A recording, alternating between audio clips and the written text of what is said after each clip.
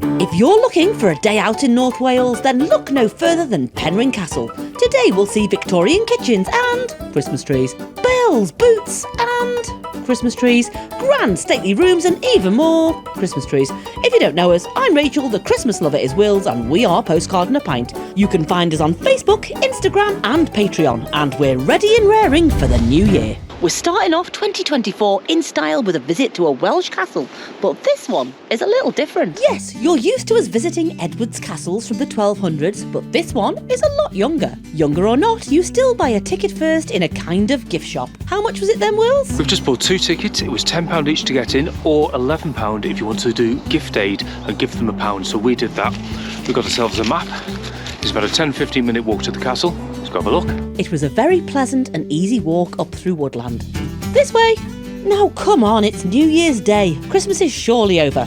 History? Penrhyn Castle is a house in the shape of a castle. It's the former home of the Pennant Family. It's a beautiful home, although this building isn't too old. It was built between 1820 and 1837. Sadly, the money used to build this wonderful, wonderful house castle came from the sugar plantations in Jamaica.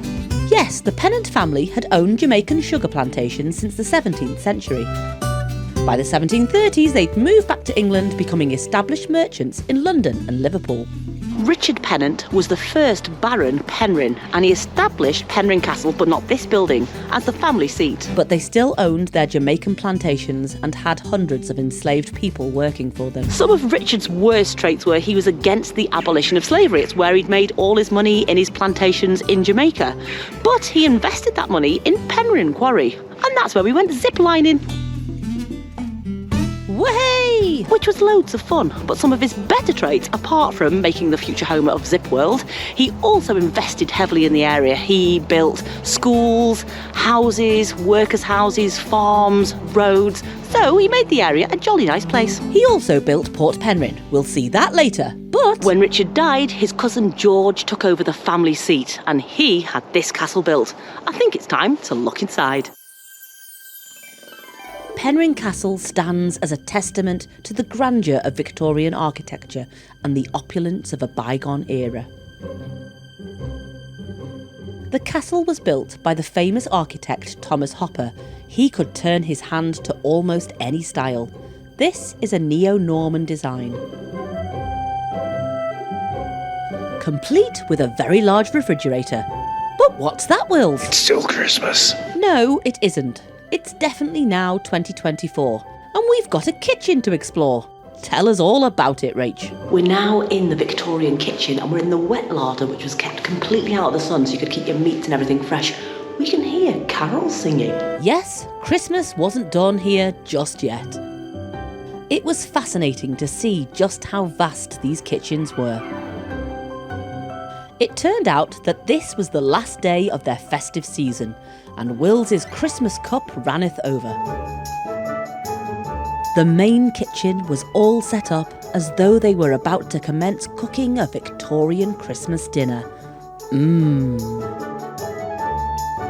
We loved the open fire and could just imagine the meat roasting on this spit.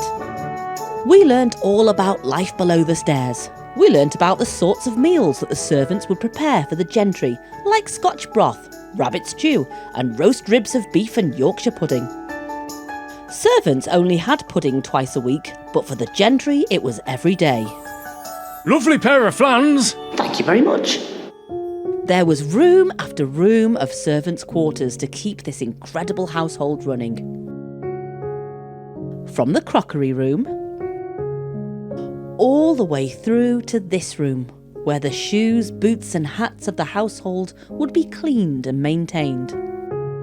There was a laundry room, complete with mangle.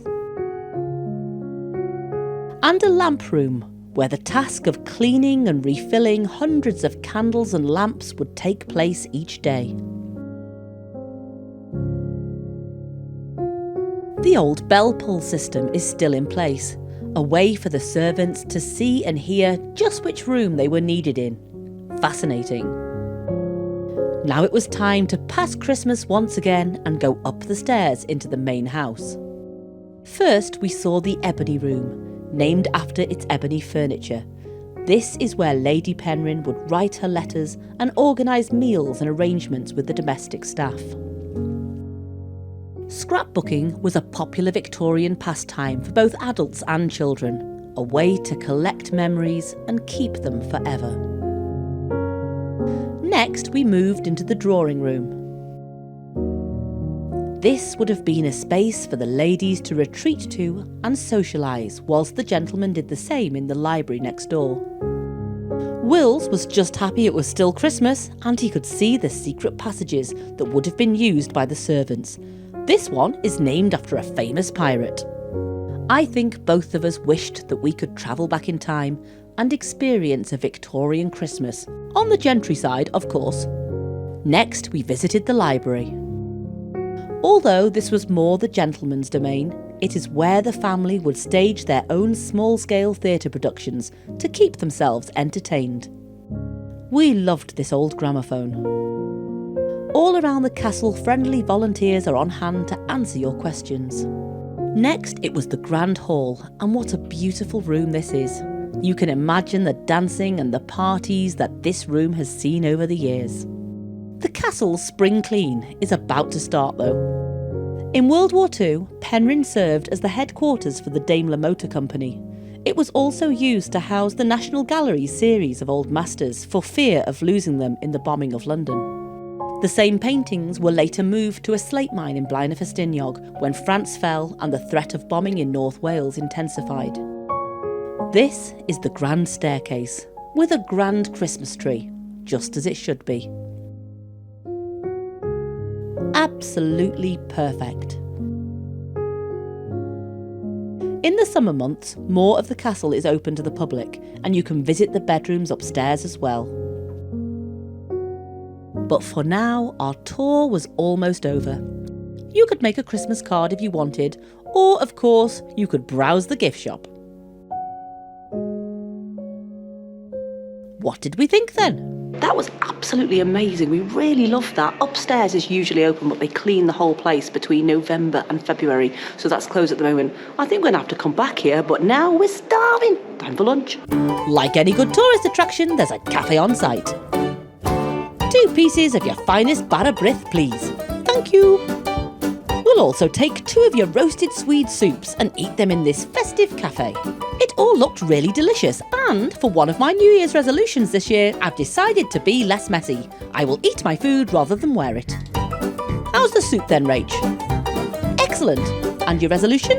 Oh dear, January the 1st and that one's gone. Moving on. We were off to find the walled gardens, as Penrhyn Castle also sits in beautiful woodland and landscape gardens. It was nice to walk off Christmas in the fresh air. Now, have you found it? Going into the walled garden. Come on.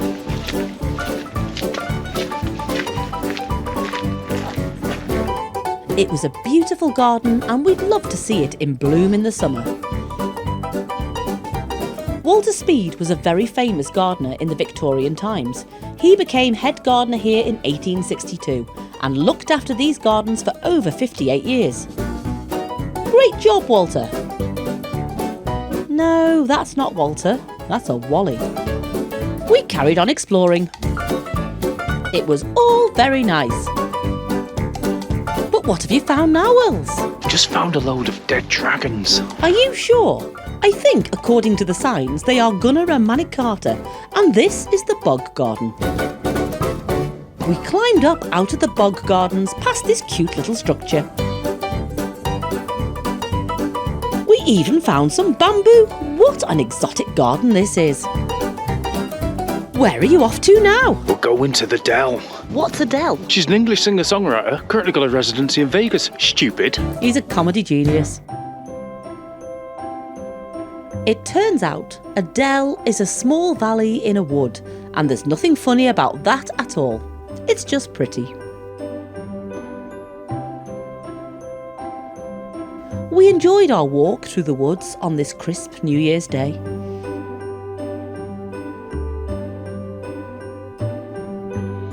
We'd done a big circular walk through the grounds and kept getting glimpses of the castle through the trees as we headed back towards it.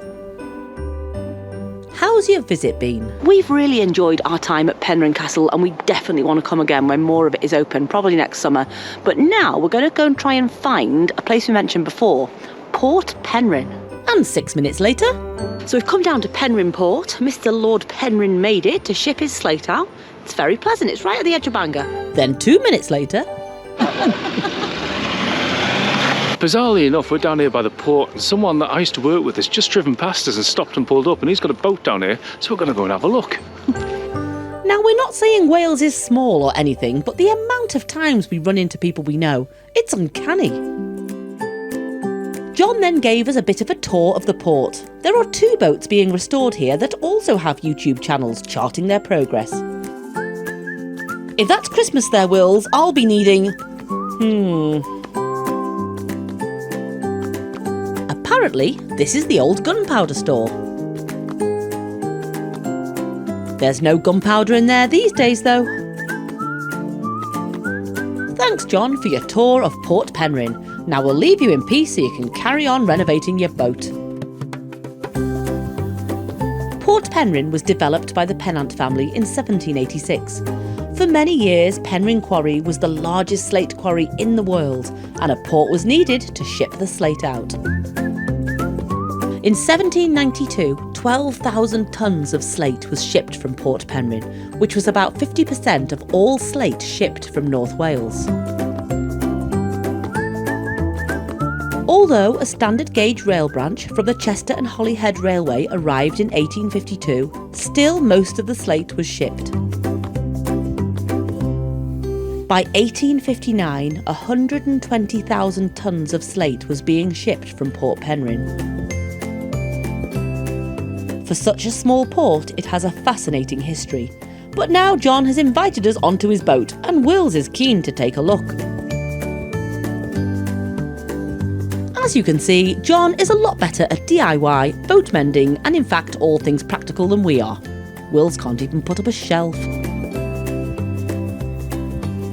It's going to look cracking, John, when it's finished.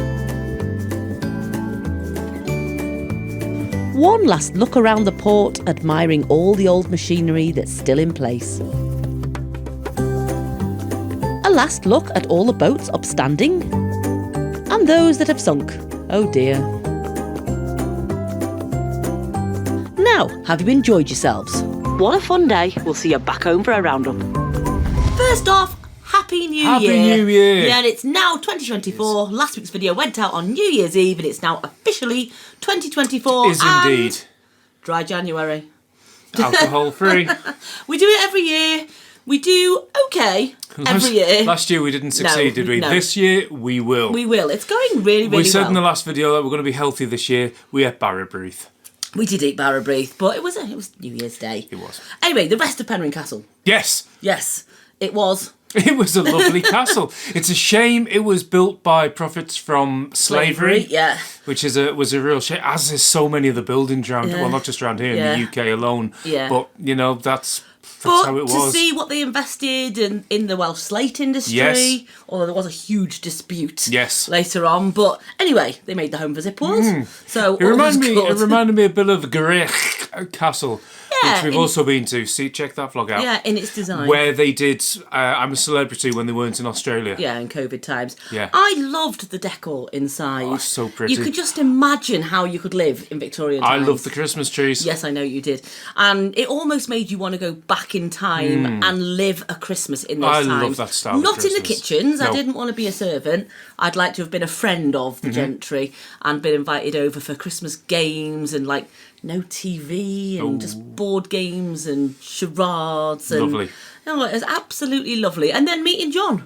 Yeah. Random ass. Yeah, our friend John, who I used to work with many years ago, and funnily enough, we hadn't seen him for so many years, and last time I saw him was at a friend's funeral, actually, just a few years ago. And then randomly, we bumped into him about 2 weeks ago in our local shop. Yeah. Hadn't seen him for ages, and then bumped into him again down there. Had no idea he was going to be there. Had no idea he had a boat. No, but it was lovely to see him. It was indeed. It was really nice that he showed us around the boatyard and told us a bit about what was going on there. Right, next up we've got a big thank you. Massive thank you. We started a Patreon last week in the last video, and we've got 4 Patreons. We are just Thank you so over much. the moon and just so surprised. So I'm going to give my first thank you to Uta. Thank you so much. And I would give a massive thank you to the wonderful Dave and Kathy Hyde. Thank you. They've supported us for so long. Oh, they really fab. have. They are amazing. My next thank you is to Michelle. Thank you, Michelle. And we had such a fun day when we met you. In Beddgelert. In Beddgelert. Yeah, and your it's last still one? raining here in Wales. And my last one is to Ken Finnegan. Yay, Cheers, Ken. mate. Thank you. And he's a Maiden fan as well. And a Wrexham fan. Up the iron. And a Wrexham fan Up too. the irons. So thank you.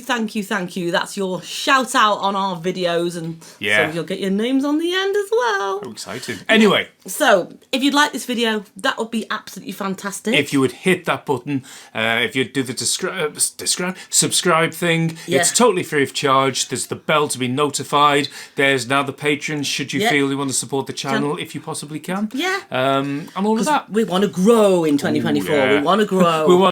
We don't want to grow that way. No, we're going to try and grow inwards, but we're going to grow the channel. We are, yeah, hopefully. Fingers crossed. And for the first time in 2024, oh yeah, as we say in Postcard and a Pint, cheers to the good times. Clink. Clink. Happy New Year. My New Year's resolution this year is to plant a horse chestnut tree everywhere I go. Why? So I can conquer the world!